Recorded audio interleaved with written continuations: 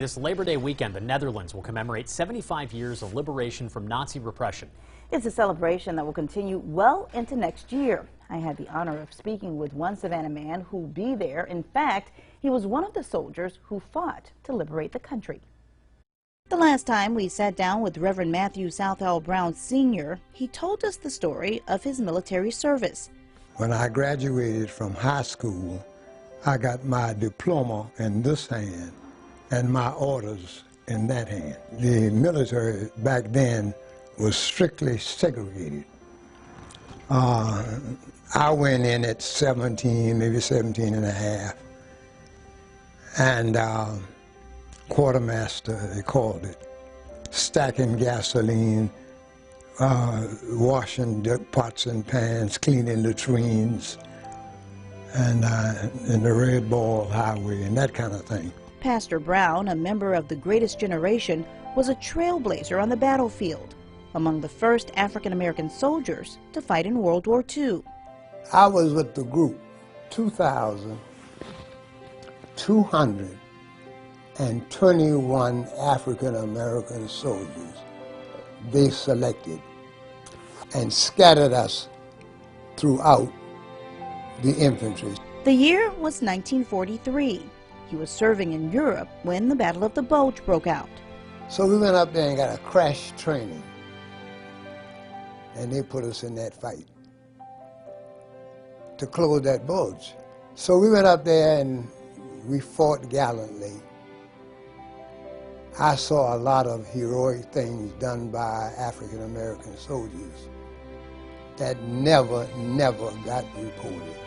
Now at 97, Brown is on his way back to Europe, to the Netherlands, to celebrate 75 years of peace and liberation from German attacks. He's been invited to commemorate and memorialize 32 black volunteer infantrymen buried in the American cemetery at Margareton. He'll pay tribute to those soldiers who fought in the Netherlands and talk about his experiences in the segregated U.S. Army and the temporary desegregation ordered by President Eisenhower. He says he's looking forward to this moment with great anticipation. The people in the Netherlands sent me a temporary itinerary. I'm to meet the King and the Queen. I'm to meet people of the American Embassy. And I'm to talk to maybe upward of 100 young people. I pinched myself when it became apparent that I was going. You know, I wanted to be sure I wasn't dreaming. Brown says he never imagined returning to Europe, and while he can't turn back the hands of time, he can move forward to make a difference. This country, America,